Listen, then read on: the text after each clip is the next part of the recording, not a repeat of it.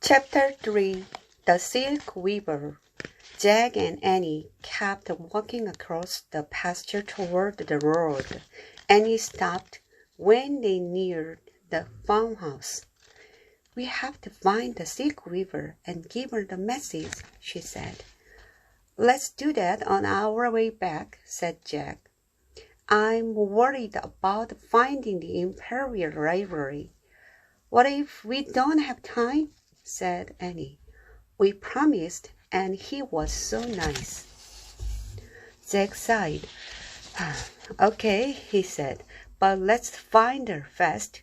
And remember to keep your head down so no one will notice us."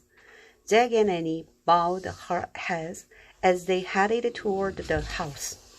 As they got closer, Jack picked out from under his hat.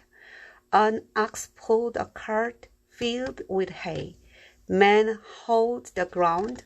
Women pushed wheelbarrows piled high with grain. "There," said Annie.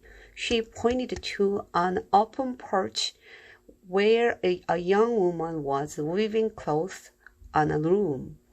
"That must be her." Annie ran to the silk weaver. Jack looked around to see if anyone was watching. Luckily, all the farm workers seemed too busy to notice anything. Still looking around carefully, Jack walked toward the porch. Annie was already talking to the silk weaver. "What did he say?" the young woman asked. Her voice was soft but strong. Her dark eyes glowed with happiness. "He said you should meet him in the field at twilight," said Annie.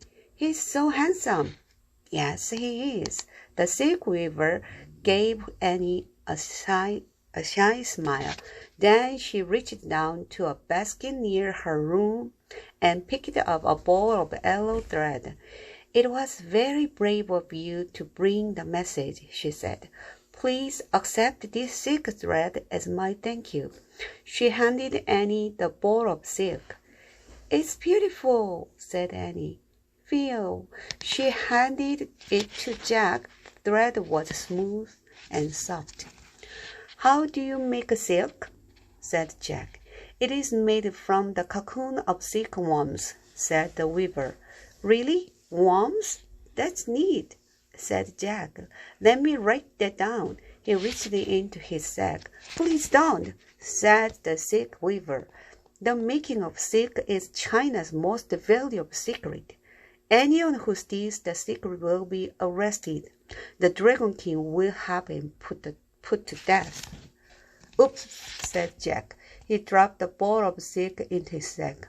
I think you must leave quickly," whispered the silk weaver. "You have been seen."